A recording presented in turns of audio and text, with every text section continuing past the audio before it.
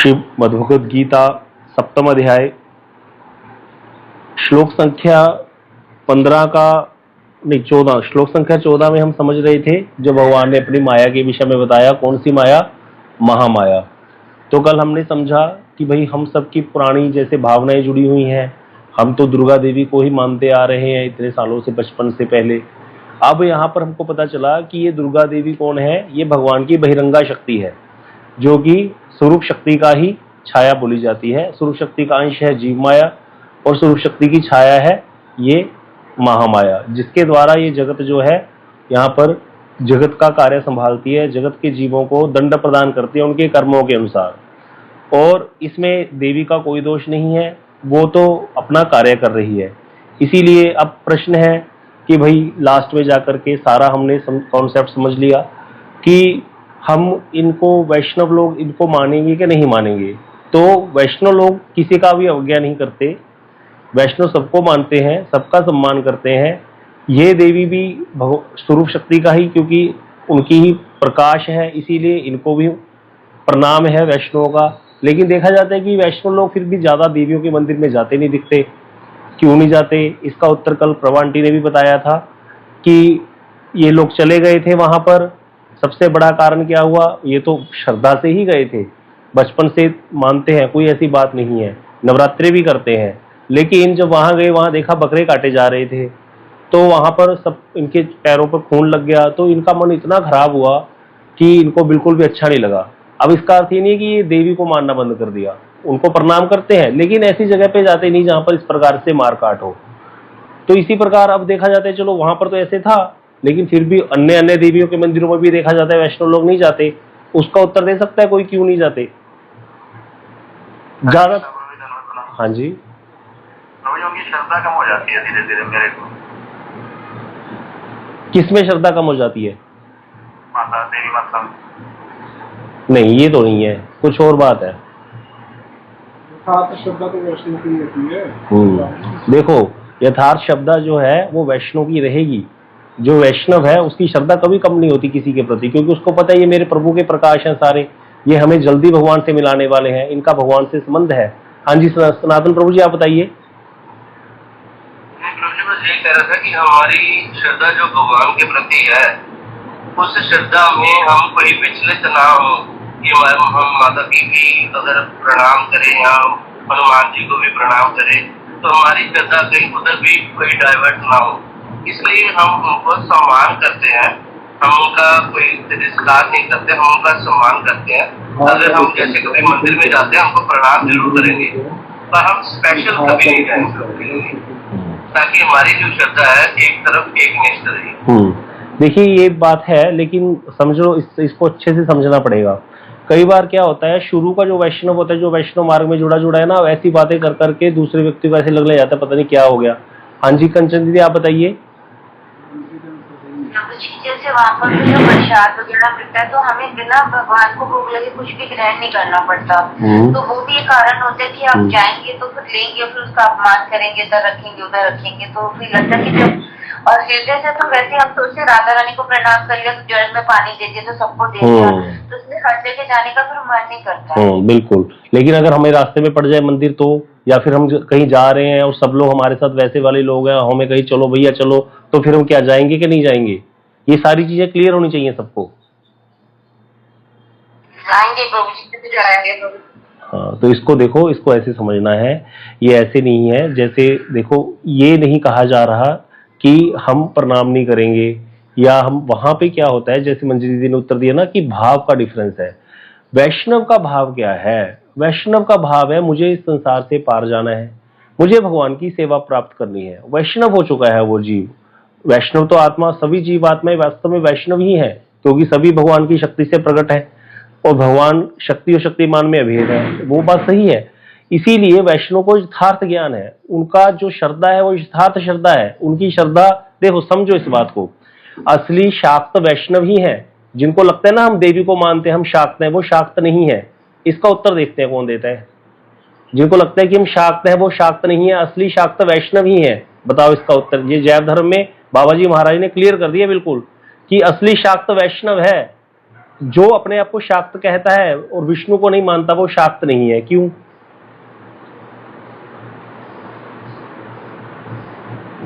कोई दे सकता है इसका उत्तर? सदाशिव जो है हम लोग उनको मानते हैं, वो विष्णु से तो निकले महादेव। हाँ ठीक है, लेकिन ये उत्तर नहीं हुआ ना। हाँ जी वेणुगोपाल प्रभु। शाक्त इसलिए है क्योंकि वो मतलब एक्चुअली भगवान की तो शक्ति है, वो भगवान को तो मानते नहीं, सिर्फ शक्ति को ही मान रहे हैं, भगवान को नहीं मान रहे। तो हम तो मतलब जहाँ से शक्ति प्रकट हुई है वो जो महामाया, तो हम तो उनको ही मान रहे हैं एक्चुअली, तो मतलब इसलिए नहीं, हम वो लोग शाक्त क्यों नहीं है, जबकि वो लोग तो बहुत देवी की स्तुतियां करते हैं, कितना कितना काले इलम करते हैं। जो ये लोग हैं वो लोग शाक्त नहीं कहलाए जा सकते कभी भी, क्योंकि वो संसारिक चीजें मांगते हैं। हाँ, वो कुछ भी नहीं है, उनका कोई संबंध ही नहीं है देवी से। वो सिर्फ अपना भोग के लिए वहां जा रहे हैं, उनको उनसे चाहिए रिद्धि दे सिद्धि दे। आपने देखा कभी मैया के गीत कैसे होते हैं, मैया को बजने वाले गीत कैसे गाते हैं? हमारे संगरूर में आरती होती है शाम को, वहां क्या गाते हैं? ओम मैया रिद्धि दे सिद्धि दे, अष्टनव निद्धि दे, राज रानी वंश में वृद्धि दे, ये बड़ा वृद्धि दे, रानी दुख में ज्ञान दे, ये सब कुछ यही सब दे दे रे दे दे दे दे मेरे को दे दे। वो क्या भाई, एक व्यक्ति है, नारद जी चले गए भगवान के पास, मेरे को बहुत सुंदर बना दो और मुझे विश्वमोहिनी से विवाह करना है ना। विश्वमोहिनी कौन है? भगवान की महामाया, वही रूप धारण करके आई थी। अब वो गए हैं वहां पर नारद जी, है ना। अब वो क्या कर रहे हैं, वहां विवाह करना चाहते हैं। जब विवाह करना चाहते हैं, किससे विवाह करना चाहते हैं? विश्वमोहिनी से। वो विश्वमोहिनी कौन है? भगवान की माया, भगवान की शक्ति। नारद जी भगवान को क्या मानते हैं? अपना पिता, अपना सर्वस्व। और नारद जी की क्या लगी? वो मैया लगी क्या नहीं लगी? तो भगवान ने ही बोला था, जब तुमने, नारद जी ने पूछा ना कि आपने मेरा विवाह क्यों नहीं दिया, बोले तू तो अपनी माँ से विवाह कराने चला था। कौन पुत्र अपनी माँ से विवाह करवाता है? माँ को कौन भोगना चाहता है? तो इसीलिए जो अपनी माँ को भोगना चाहता है वो कैसे उसका भक्त हो सकता है? समझो इसको। वैष्णव जो है वो असली शाक्त है, वैष्णव ही असली शाक्त है। पहली बात तो मंजरी दीदी के सारे उत्तर सही हैं कि हम लोग क्यों नहीं जा पाते, हमारे भाव चेंज हो चुके हैं। हमारी भाव ही गलत नहीं है। अब हमारी भावना क्या है? हमें भगवान की प्रेममयी सेवा चाहिए। और हम तो भजन कर रहे हैं भैया, हम श्री जी का भजन कर रहे हैं, हम तो युगल मंत्र गाते हैं, हम तो राधे राधे भी नहीं बोलते, हम तो राधे कृष्ण बोलते हैं, हम तो हरे कृष्ण महामंत्र गा रहे हैं ना, हम तो युगल उपासक है। तो हम ही वास्तव में शाक्त भी हैं, वैष्णव भी हैं। वैष्णव जो है वो असली भजन करता है, प्रॉपर एंड एक क्लास, एक नंबर का काम जिसको कहते हैं, उसमें कोई कहीं त्रुटि नहीं है, किसी त्रुटि हो ही नहीं सकती। जो लोग अपने आप को शाक्त कहने का डंका बजाते हैं वो लोग शाक्त नहीं है, क्योंकि वो तो कुछ है ही नहीं ना, वो तो भोगी है एक नंबर का। उसको तो कुछ चाहिए नहीं, उसको तो अपनी वंश की वृद्धि चाहिए, राज रिद्धि चाहिए। आप देखना कभी गीत जो गाए जाते हैं वहां पर सब चीजें मांगी जा रही हैं, भगवान से तो कोई लेना देनी नहीं, ना देवी से कोई लेना देना है। इसीलिए तो देवी भी उनको अच्छे से फंसा कर रखती है संसार में। हाँ, जो व्यक्ति हो निष्काम, किसी की पुरानी सुकृतों के कारण फिर भी जा रहा है देवी के मंदिर, हम लोग तो जाते थे, फिर हम लोग कैसे निकले, उन पर देवी कृपा करती है, उनको फिर वो भगवान से जोड़ देती है। जो निष्काम है उनको वो भगवान से मिलाती है, वो भगवान से संबंध युक्त हो जाते हैं। अब इसीलिए वैष्णव को कभी ये ग्लानि नहीं करनी चाहिए कि मैं जाता नहीं हूं मंदिर, क्योंकि वो क्यों जाएंगे? क्योंकि संग सबसे बड़ी चीज है। वहां कैसे लोग आ रहे हैं, उनका संग क्यों करेंगे हम लोग? उनकी संग करने की जरूरत ही नहीं हमको। अपना अपना पॉइंट जो है जिसका क्लियर है वो देखो भाई, सीधी सी बात है ना। जब गदाधर पंडित जो थे ना, वो वल्लभाचार्य जी से बड़ा प्रेम करते थे, वो तो उनको बुलाते थे। सब लोगों ने वल्लभाचार्य जी को बुलाना बंद कर दिया, क्योंकि महाप्रभु जी ने थोड़ा उनको किसी कारणवश, विशेष कारण से महाप्रभु जी ने उनको थोड़ी देर के लिए इग्नोर कर दिया था, क्योंकि उनके अंदर हल्का सा अहंकार का वो आ गया था बीज। वैसे वो आचार्य हैं, लेकिन भगवान तो किसी को, देखो नारद जी को भी तो भगवान ने बंदर का मुंह लगाया, इसमें क्या बात है? तो इसीलिए महाप्रभु जी ने थोड़ी देर के लिए वल्लभाचार्य जी की उपेक्षा कर दी, लेकिन गदाधर पंडित ने नहीं करी। अब सब लोग कहने लगे गदाधर पंडित जी को कि ऐसे करके तुम पर तो महाप्रभु रुष्ट हो गए हैं। पता गदाधर पंडित क्या बोलते थे? मेरे प्रभु सर्वज्ञ हैं, वो सब जानते हैं। क्यों? वो वैष्णव है गदाधर जी, वो किसी को वो नहीं कर सकते इग्नोर, इसीलिए वो सब कहते मेरे प्रभु सर्वज्ञ है। इसी प्रकार वैष्णव को पता है भैया हमारे प्रभु सर्वज्ञ है, हमारी देवी भी सर्वज्ञ है, वो जानती है कि मैं इनका असली भजन कर रहा हूं। जब हम स्वरूप शक्ति की ही पूजा कर रहे हैं, राधा रानी का भजन कर रहे हैं, फिर हमें क्या चिंता? इसीलिए वो ऐसे लोगों का संग नहीं करते। वहां पर संग होगा कि नहीं होगा ऐसे लोगों का? जैसे ये लोग चले गए बेचारे वहां पर, ये तो भावना से गए थे कि नहीं गए थे परवांटी, और कलकत्ता में भावना से तो गए थे, भावना जुड़ी हुई है, इसीलिए गए थे, प्रणाम कर रहे हैं। भाई सिद्ध स्थान है, जाना चाहिए, लेकिन वहां खून बह रहा है, ऐसी जगह क्यों जाएंगे? कभी पैसे दे दो इनको, 1 करोड़ रुपया दे दो, बोले चले जाओ, तब भी नहीं जाएंगे ये लोग। अब क्यों जाएंगे ऐसी जगह पर? जब हम नहीं हमें नहीं जाना तो नहीं जाना, हम भजन करते हैं ना, हमें पता है हम ठीक है, बस इसीलिए वैष्णो नहीं जाते। ये इसका अर्थ ही नहीं कि श्रद्धा कम हो गई, श्रद्धा तो उनकी प्रगाढ़ है राधा रानी के प्रति, राधा जी के स्वरूप में सारी, तो क्यों हम उनको अवज्ञा कर सकते हैं? कभी नहीं होता। श्रद्धा ऐसे लोगों में कम हो गई है। संजय प्रभु समझो, आपको वहां पर क्या समझते हो, वहां पर जाके समझो इसको। हम लोगों को जो दर्शन है वो कौन सा अच्छा लगता है? श्री कृष्ण और राधा जी गलवैया देके खड़े हैं, या राधा जी और कृष्ण, राधा कृष्ण का स्वरूप कृष्ण बंसी धारण करके खड़े हैं, राधा जी ऐसे खड़ी है साथ में। अब उनको उस दर्शन के प्रति हमारा लोभ हो गया है। अब हम कैसे वो अस्त्र शस्त्र धारण किए हुए देखेंगे? राधा जी का ही स्वरूप है, चाहे प्रकाश है वो, चाहे देवी, तो हमें अस्त्र शस्त्र धारण की वो अच्छा ही नहीं लगता। वही देखो, सीधी सी बात है, काली माता स्वरूप है देवी का, देवी का ही रूप है, वो भी पार्वती देवी का एक रूप है, ओनली एक अंश है आगे काली माता। काली माता थोड़ी स्वरूप है देवी का, देखा जाए वो एक तात्कालिक स्वरूप है। अब उसी की पूजा करने लग गए। ये सारा कहां से चला? बंगाल से चला, और सब जगह फैल गया, पंजाब में तो और ज्यादा फैल गया। तो आप सोचो काली का उत्पत्ति कहां से हुई थी? किसी को पता है काली की उत्पत्ति कहां से हुई थी? काली का पैदा होने का कारण क्या बना था? देवी को, पार्वती देवी को, जो इतनी सुंदर स्वरूप में है देवी पार्वती, जिसकी पूजा देवी सीता ने भी की है वर प्राप्त करने के लिए, राम जी को मानने के लिए। देवी सीता भागवत जी रामायण में वर्णन है, भागवत जी में वर्णन है, रुक्मिणी जी पूजा करने गई है देवी की, वहीं से तो कृष्ण उठाकर लेके गए उनको। तो जो ऐसी सुंदर देवी हैं, इतने सुंदर स्वरूप वाली है पार्वती देवी, उनको ये काली माता वाला रूप क्यों धारण करना पड़ा? अब भाई काली माता के स्वरूप में तो कोई अपनी माँ को इस तरह से प्रेम नहीं करेगा, सबको पता है ना, लेकिन फिर भी लोग जाते हैं। हाँ जी, चंडमुंड को मारने के लिए कहते। ये चंडमुंड नहीं थे, बथेरे चंडमुंड थे, एक चंडमुंड नहीं था, बहुत सारे हो गए थे। हाँ, ये सारे चंडमुंड हो गए थे। कभी काली माता का ना स्वरूप देखना, जो देवी माता ने उठाए हुए हैं ना सारे, वो हाथ में बोद्धे से उठा रखे हैं, पकड़ रखे हैं चोटियों से, उनके माथे पर त्रिपुंड है।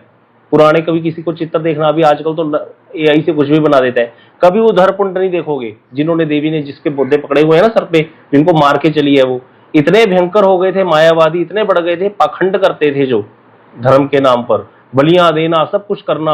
और फिर क्या हुआ, जब सारे देवता त्राही त्राही करने लगे, देवी, भगवान ने कहा देवी करेगी भैया इनका संहार, देवी के पास जाओ, उसकी ड्यूटी लगा दी। अब देवी ने क्या किया, अपना एक विकराल रूप प्रकट कर दिया, भागी है लेकर के सबको, काला वेश धारण किया जानबूझ के। देवी कोई काली थोड़ी है, वो तो बड़ी सुंदरी है, ठीक है। अब काला रूप धारण करके, विकराल रूप धारण करके चली है, सबको डराती हुई, आंखें लाल करके, और भागी जब निकली है तो फिर करती गई संहार, सबका संहार करते गई। अब क्या हुआ, जो बुरे लोग थे उनका तो संहार हो गया। कई अधकचरे होते हैं मेरे जैसे, थोड़ा सा भजन कर लेते हैं, थोड़ा सा भोग भी करते रहते हैं, वो भी मरने लग गए बेचारे बीच में है। थोड़े सरल लोग भी होते हैं। अब भगवान ने कहा ये तो सृष्टि प्रलय हो जाएगी सारी, तो फिर शिव जी के पास गए, भैया कुछ करो। शिव जी क्या लगते हैं देवी के? पति है। अब पति है तो शिव जी नीचे लेट गए। शिव जी नीचे लेट गए तो एकदम से उनका पैर पड़ गया ऊपर शिव जी के, देवी का। जैसे शिव जी के ऊपर पैर पड़ा, उनकी जीभ बाहर आ गई कि ये क्या हो गया मेरे पति के ऊपर ही। तब वो शांत हुई है, नहीं तो शांति नहीं हो रही थी वो। अब सब कुछ जैसे कहते हैं ना, अब अच्छी से सफाई करके निपटाएगा काम, तो वो सफाई करने निकली थी, लेकिन फिर शिव जी का पैर पड़ गया। अब कोई भी वैष्णव ऐसे कैसे ऐसे स्वरूप की क्यों पूजा करेगा? शिव जी नीचे लेटे हुए हैं, बताओ, पैर रखा हुआ है उन पर, और देवी स्वयं भयभीत है। ऐसे भयभीत रूप की तो कल्पना भी नहीं कर सकते वैष्णव। जब शिव जी के साथ विराज रही है परिवार में, साथ में गणेश जी भी हैं, कार्तिकेय जी भी हैं, नंदी जी भी हैं, वहां पर पूजा करते हैं वैष्णव, जल चढ़ाते हैं शिव जी को, प्रणाम करते हैं, क्योंकि शिव जी भी परम वैष्णव है। वहां जाते हैं वैष्णव लोग। कहाँ, कौन से मंदिर में नहीं देखोगे शिव मंदिर में वैष्णव? आप कभी नहीं हो सकता। सारे जो ज्योतिर्लिंग है वहां वैष्णव जाते हैं, प्रणाम करते हैं, लेकिन काली माता के मंदिर में नहीं दिखेंगे, क्योंकि उनको ये अपना स्वरूप ही नहीं अच्छा लगता देवी का। क्यों मानेंगे? तात्कालिक स्वरूप है, थोड़ी देर के लिए पैदा हुआ है। अगर जाएंगे भी तो वहां पर भी उस स्वरूप की कल्पना ही करेंगे जो उसका नित्य स्वरूप है, जहां पर वो अष्टभुजा है और जहां पर एक हाथ में उनके फूल भी है, उस फूल की कल्पना करते हुए कि देवी के हाथ में पुष्प है, कृपा वर्षण कर रही है, एक हाथ वरद हस्त है, जो कि कृपा कर रहे हैं, वो मुझ पर भी कृपा करें, मुझे कृष्ण से मिला दें, मुझे कृष्ण भक्ति दें, मुझे वैष्णव संग प्रदान करें। इसीलिए देवी का एक नाम वैष्णवी भी है, तो वो वैष्णवी स्वरूप की पूजा करते हैं वैष्णव। समझो इस बात को, अगर करते भी हैं तो। हम लोग क्या है यहाँ पर, कॉन्सेप्ट क्लियर, इसी को तत्व ज्ञान कहते हैं। सुबह की क्लास ही तत्व ज्ञान है हमारी। तत्व ज्ञान पूरा होना चाहिए भैया, आधा अधूरा नहीं चलेगा। हम नहीं मानते देवी को, क्यों नहीं मानते भाई? पूरा पता होना चाहिए तुमको। ये क्या तरीका हुआ, हम नहीं मानते, हम मानते हनुमान जी को। हनुमान जी भैया, हनुमान जी तो महावैष्णव है, उतने मंदिर तो राम जी की नहीं है जितने हनुमान जी के हैं। सारा दिन कहा जाता है सिद्धि भक्तिवान इति संशयोचित सेवी नाम निसंशयस्तु तद भक्त परिचर्या रतात्म नाम। भगवान का भजन करके सिद्धि होगी कि नहीं होगी संशय है, लेकिन उनके भक्त का भजन करके सिद्धि पक्का होगी, इसमें कोई संशय ही नहीं है। तब फिर हनुमान जी को क्यों नहीं पूजेंगे भाई, वो वैष्णव है, लेकिन उनको भगवान मान के नहीं पूजेंगे, भगवान वो है ही नहीं।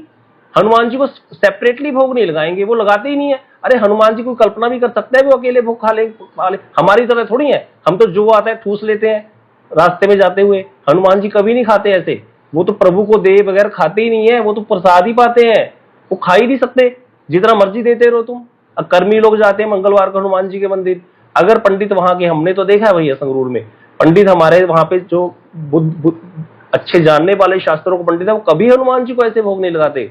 जो हम लेके जाते हैं बनाना इत्यादि जो भी लेके जाते हैं बूंदी वगैरह, वो पहले राम जी को भोग लगाते हैं, फिर वो राम जी का उचिष्ट आता है हनुमान जी के पास, तुलसी पहले से उसमें डाल दी जाती है। राम जी को, हनुमान जी को डालने में थोड़ी जाएगी तुलसी, भगवान को भोग लगता है तुलसी का, तुलसी डाल करके भगवान को भोग दिया जाता है, फिर वहां से उठा करके हनुमान जी के आगे रखा जाता है। हनुमान जी खुश हो जाते हैं, मेरे प्रभु का प्रसाद आ गया, उसको ग्रहण कर लेते हैं। अब वो बन गया महाप्रसाद, वो प्रसाद नहीं है, अब वो हनुमान जी का भी उचिष्ट है, वहां महाप्रसाद बन गया। अब उसको ग्रहण करने में क्या दोष है। अब जो वैष्णव जाकर के नहीं लेते प्रसाद मंदिरों में हनुमान जी के या देवी के मंदिर में, इसलिए नहीं लेते क्योंकि वहां देवी को स्वतंत्र मान करके, भगवान मान करके भोग लगाया गया, जो कि वो है ही नहीं, ना ही उसने भोग लगाया है, वो एज इट इज है, जो है बाहर से लिया गया एज इट इज वहां से रखा हुआ है। और दूसरा, हनुमान जी को वो जिसने स्वतंत्र ईश्वर मान करके भोग लगा दिया, स्वतंत्र ईश्वर हनुमान जी ना है ना अपने आप को मानते हैं वो कभी, वो तो इतना प्रेम करते हैं राम जी से, इतनी सेवा करते हैं हर समय, तो वो क्यों अपने आप को स्वतंत्र ईश्वर मानेंगे। कोई उनको मान करके ऐसे स्वतंत्र ईश्वर भोग लगाएगा भी तो वो लगाएंगे ही नहीं भोग। अरे भगवान को जो कोई भोग लगाता है, भगवान तो परम कृष्ण स्वयं भगवान है, उनको भी कोई भोग लगाए भगवान तो उनका भोग नहीं ग्रहण करते, हमारे जैसों का मेरे जैसों का तो नहीं करते। क्यों नहीं करते भाई, चल अब तो भगवान को लगा रहे हैं फिर भी क्यों नहीं करते। भगवान प्रेम के भूखे हैं, भगवान भाव के भूखे हैं। अब ऐसा व्यक्ति जो हनुमान जी को भगवान मान करके भोग लगा रहे हैं, हनुमान जी उसका भाव ग्रहण करेंगे। हनुमान जी कहेंगे पहले तो भाव ही गलत है, मैं भगवान हूं ही नहीं, पहली बात तो भैया। अब दूसरी बात, तू मेरे पास आया है संसार की वस्तुएं मांगने, तेरा मेरे साथ कोई लिंक ही नहीं है, वैसे तू मुझे कुछ नहीं मानता, तू मेरा नाम इसीलिए ले रहा है क्योंकि गधे को बाप बना रहा है तू अपने काम बनाने के लिए, तो इसीलिए तेरे को कोई मतलब ही नहीं है मेरे से, इसीलिए हनुमान जी को उससे कोई लेना देना नहीं है। तो भोग तो भगवान नहीं लगाते ठीक ठीक तरह से, भगवान भी उसका भोग ग्रहण करते हैं। देखो भगवान ने 56 भोग त्यागे के नहीं त्यागे दुर्योधन के, और विदुर जी के घर साग खा लिया, केले के छिलके खा गए वहां पर भगवान। तो इसीलिए समझो भाव का फर्क है, भाव। भगवान भी भाव ही ग्रहण करते हैं, भगवान कोई कुछ ग्रहण नहीं करते, और भगवान भाव ग्रहण करते हैं। ये देवी देवता भी ऐसे ही हैं, इनको जब समझ आ गया भैया ट्रू वैष्णव आ गए तो प्रफुल्लित हो जाते हैं, आलिंगनबद्ध होकर के मिलते जाकर के वैष्णव को। ये बाबा महाराज बोलते होते थे, बाला पंते भजन करे जगते रहे उदास, तीर्थ हो आशा करे कब आवे गो हरिदास। तीर्थ आशा करते हैं ऐसे वैष्णव की, कब हरिदास आएगा, कब हरिदास आएगा हमको दर्शन देगा, कब हरिदास आएगा। ये भी तो बैठे रहते हैं बेचारे, कोई आ जाए अपने, हमारा जन आ जाए, वैष्णव जन आ जाए, ये वैष्णव जन है, ऐसी बड़ी बड़ी पोजीशन इनको ऐसी थोड़ी मिल गई। ये कॉन्सेप्ट क्लियर करके चलो, नहीं तो फिर गोस्वामी तुलसीदास जी तो बहुईश्वरवादी हो गए। देखा जाए शुरू में ही रामायण में पहला श्लोक क्या है, वर्णा नाम अर्थ संगा नाम रसा नाम छंद सामपी मंगला नाम च करतारो वंदे वाणी विनायको, कि मैं वर्णों को प्रकट करने वाली देवी सरस्वती की वंदना करता हूं। भवानी शंकरो वंदे, दूसरा श्लोक, भवानी शंकरो वंदे श्रद्धा विश्वास रूपिनो याभ्यमीना न पश्यन्ति सिद्धा स्वास्थमीश्वरम। मैं भवानी और शंकर की वंदना करता हूं जो श्रद्धा और विश्वास के स्वरूप है। भवानी पार्वती जी श्रद्धा है, शंकर जी विश्वास है।